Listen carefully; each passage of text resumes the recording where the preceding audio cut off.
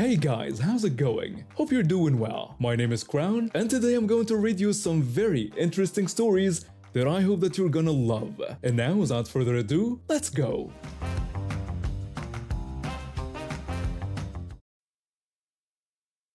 My husband lost his job when the manufacturing plant he worked at for 15 years suddenly shut down. We tried to keep up with our bills using my income from the truck stop, but then our landlord decided to sell the building, giving us just 30 days to move out. With rental prices through the roof and our savings depleted from months of surviving on one income, we couldn't find anywhere within our budget. That's how we ended up living in our minivan in the truck stop parking lot where I work. It's not ideal, but we're making it work. My husband found a job at a nearby warehouse, and I've been at the truck stop for 3 years now. The place has everything we need: showers, laundry, Wi-Fi, bathrooms, and most importantly, understanding people. Well, most of them are understanding. The truck stop staff has been incredibly supportive. My shift manager brought us 7 blankets when temperatures dropped below 10 degrees. Even our general manager, who usually keeps to himself, helped us out with an advance when our van's battery died. Some regular customers bring us home-cooked meals, and the other employees treat us with respect and dignity. But then there's the third shift manager. This man is the most exhausting person I've ever met. Picture this. It's 3 a.m. and nature calls. You're half asleep, barely able to remember how to put one foot in front of the other. All you want is to use the bathroom and crawl back into your warm nest of blankets. But no, he's there waiting like a predator. The first time it happened, I was too startled to react. He jumped out excitedly, greeting me and insisting on telling me about his day. I could only stammer out a confused hello. Then he launched into this long story about his daughter-in-law refusing to let him see his grandkids unless he apologized for something he said last Christmas. He went on to complain about an employee named Jenny calling in sick for the 3rd time that month, rambling about how people used to have better work ethic in his day. This went on for 15 minutes. 15 minutes! I stood there desperately needing to pee while he ranted about everything from his neighbor's dog to how kids these days don't know how to pump gas properly. At first, I tried to be polite. I'd nod and make sympathetic noises. But after the 5th time of being cornered in the middle of the night, my patience wore thin. I started walking away mid-rant. Then I began taking different routes to the bathroom to avoid him. Some nights, my husband and I would actually hold it until morning just to avoid dealing with him. One night, I saw him heading my way and immediately turned around. I could hear him huffing in frustration behind me. The next day, my shift manager pulled me aside with an amused look on his face. He told me I wouldn't believe what happened during shift change that morning. When I asked what happened, he told me about a conversation he had with the third shift manager. The third shift manager had been complaining about me being short and snarky with him lately. My shift manager asked when he usually saw me, and the third shift manager admitted it was in the middle of the night. My shift manager then pointed out that he was trying to talk to me when I was just coming in to use the bathroom. After working all day, being stressed out, hungry, cold, and worried about my family's safety, he asked if the third shift manager really thought that was the best time to try to have a conversation with someone who just wanted to use the bathroom and go back to bed. The shift manager told me the third shift manager just stood there, mouth opening and closing like a fish out of water. Apparently, it had never occurred to him that cornering someone in the middle of the night to complain about his life might be inappropriate. Since that conversation, he hasn't said a word to me. He actually goes out of his way to avoid eye contact now. The other night, he saw me head into the bathroom and practically ran in the opposite direction. My shift manager and I had a good laugh about that. Last week, the general manager called me into his office. He'd been working with a local non-profit organization and found a program that helps families get back on their feet. They're helping us with the deposit and first month's rent for an apartment near both our jobs. We move in next week. The third shift manager tried to take credit for it when he heard the news, telling everyone how he'd been the one to mention our situation to the general manager.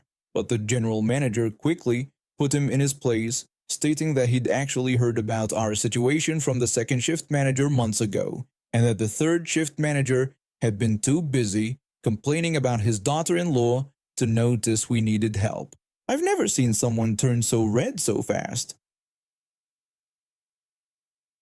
I'm a developer who started coding when I was 14 years old. By 25 years old, I had developed a few successful mobile apps and made some smart investments that paid off well. I decided to reward myself with my dream car, a Lamborghini Huracan. Nothing too flashy by supercar standards, but it was perfect for me. I live in a quiet neighborhood, and I'm very respectful of my neighbors. I never rev the engine unnecessarily, and I'm always careful about noise, especially during quiet hours. The car is mainly for weekend drives and special occasions. Most of the time, it sits in my garage. One morning, I walked out to get some groceries and noticed something was off with my car. The tires looked deflated, and there was this weird, sweet smell coming from around the gas tank. That's when my next-door neighbor came running over, urgently telling me he had caught someone tampering with my car on his security camera the previous night. He showed me the footage, and sure enough, there was this guy on a motorcycle pouring something into my gas tank and slashing my tires at around 2 a.m. What really caught my attention was how the camera picked up him making a phone call right after. In the call, he confirmed to someone named Karen that he had completed the task, specifying that he had put sugar water in the tank and slashed all 4 tires. Karen was my neighbor from 3 houses down. I barely knew her, never even had a conversation with her. I immediately called the police and showed them the footage. The police ran the motorcycle's plates and tracked down the guy within hours. When they brought him in for questioning, he cracked almost immediately, confessing that his cousin Karen had orchestrated the whole thing. He explained that she had complained about noise from my fancy car ruining the neighborhood and had offered to pay off his gambling debts if he would teach me a lesson. The police then arrested Karen, who completely lost control. She started ranting about how I deserved it for running my obnoxious car at all hours, claiming that everyone was too scared to speak up, but she had taken action. When the officer told her that there had never been any noise complaints about my vehicle, she became even more irate, insisting that she shouldn't have to complain and that I should have just known better. The damage to my car was extensive. The sugar water had contaminated the entire fuel system and all 4 tires were destroyed. The total repair bill came to just over $115,000. In court, Karen tried to play the victim. She pleaded with the judge, claiming she was only trying to protect the peaceful neighborhood from young people with expensive cars who thought they owned the streets. The judge shut her down immediately, pointing out that she had orchestrated significant property damage without ever filing a single noise complaint or attempting to discuss her concerns with me. The judge also noted that police reports showed no history of noise violations at my address. The judge wasn't having any of it. Karen and her cousin were both found guilty. Her cousin got 18 months for criminal damage, and Karen got 24 months for being the mastermind. Plus, she was ordered to pay full restitution for the damages.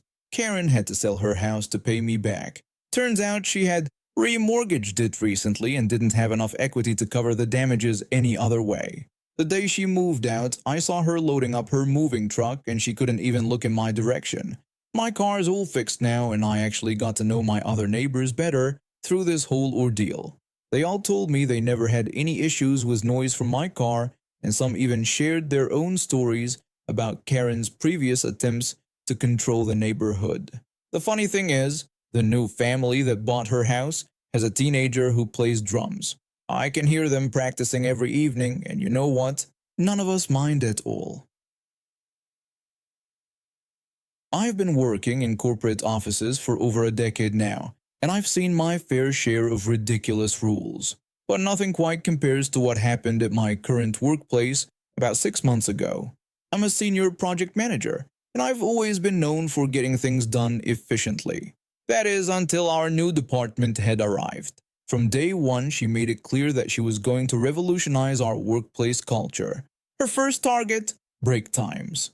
According to her, we were all too casual about our breaks, and it was affecting productivity. She implemented this absolutely insane rule, where we could only take one 30-minute break during our 8-hour workday, outside of lunch. During the announcement meeting, she confidently declared that studies showed frequent breaks led to decreased productivity. She then told us that from that point forward, everyone would be allowed only one 30-minute break during their shift, and this rule was non-negotiable. I asked about quick bathroom breaks or getting coffee, but she smugly replied that those would count as part of our 30 minutes, and we should plan accordingly. The way she said it, with that condescending smile, made my blood boil. But instead of arguing, I decided to do what I do best: follow the rules exactly as written. The next day, I started my malicious compliance plan. The policy stated we could only take one break, but it never specified how we should split that 30 minutes. So I decided to divide it into tiny chunks, precisely 30 seconds every 5 minutes. During our first team meeting that morning, I put my plan into action. I suddenly announced I needed a quick break, stood up and walked out for exactly 30 seconds, then came back in. The team lead asked if everything was okay, showing obvious concern. I cheerfully explained that I was just taking part of my allowed 30-minute break and told them I'd need another one in about 5 minutes. Every 5 minutes, like clockwork, I'd announce my break and step out for 30 seconds. During client calls, I would politely excuse myself for my break segment. During presentations, I'd pause everything for my break time. Even during lunch meetings, I'd interrupt to take my scheduled break. After about 3 days, my co-workers started catching on. My cube mate was the first to join in, announcing that it was break time and deciding to take theirs too. Soon the entire floor was synchronized in taking 30-second breaks every 5 minutes. The office became a symphony of chairs rolling back and people standing up at regular intervals. The department head was livid. She called me into her office after a week of this. She angrily told me that my behavior was completely unacceptable and that I was disrupting the entire office. I responded that I was simply following the break policy as written, one 30-minute break per day divided into manageable segments. She snapped back that I knew very well this wasn't what the policy meant. I asked her to show me where in the policy it specified how the 30 minutes should be used. She couldn't, of course, because she had written the policy herself, and it only specified one 30-minute break. The situation reached its peak during a virtual board meeting. Every 5 minutes, dozens of employees would simultaneously announce their breaks and turn off their cameras for 30 seconds. The board members were baffled. One board member asked what was going on. As the department head tried to explain, another board member interrupted to ask if this was some kind of organized protest. I politely explained that we were all just carefully following the new break policy implemented by our department head. The board members requested to see the policy, and when they reviewed it, they couldn't help but laugh. One of them actually commended me, noting with amusement that this was certainly an interesting way to handle break time management. The department head was fuming, and the board immediately called for a policy review, and within days they not only reversed the ridiculous break rule, but also launched an investigation into all the other changes our department head had implemented. Turns out many of her revolutionary ideas were actually causing significant drops in productivity and employee satisfaction. 2 weeks later, she was transferred to another division, and we got a new department head who actually listened to employee feedback. Now, we have a much more reasonable break policy, a proper 15-minute break every 2 hours plus lunch. The company actually saw an increase in productivity once people could take breaks when they needed them. The last time I saw our former department head, she was clearing out her office. She glared at me as she walked past my desk, bitterly saying she hoped I was happy with myself. I couldn't resist responding that it was time for my break. I couldn't resist that last one. Back in 1991, I was working at American Express in their travel division. The pay wasn't great, but the travel perks made up for it. I shared the department with my best friend, who quickly became my closest confidant. We bonded over our shared interest in men. Him being gay and me being straight became our running joke at lunch breaks. My best friend lived in a small but cozy house in a quiet neighborhood. The rent wasn't too bad, but with the cost of living constantly rising, he decided to look for a roommate to share expenses. That's when our story really begins. One day at work, he told me he had finally found someone to share the house with. He explained that the guy seemed decent enough, had a steady job, and could move in the following week. When I asked if he'd gotten any paperwork signed, he assured me he wasn't that naive and had a proper rental agreement in place. I remember thinking how responsible my friend was being about the whole thing. If only we knew what was coming. The first month went smoothly. The new roommate paid his share of rent and utilities on time. But then things started going downhill fast. It began with small things, late payments, excuses about bank transfers not going through, promises of paying next week. My friend came to work looking more stressed each day. During one of our lunch breaks, he confided in me about something weird going on with the phone bill. When I asked what he meant, he explained that it was triple the usual amount. He checked the itemized bill and found dozens of calls to premium rate numbers, all made during his shifts at work. The premium rate numbers he was talking about were these sleazy phone services that charged ridiculous amounts per minute.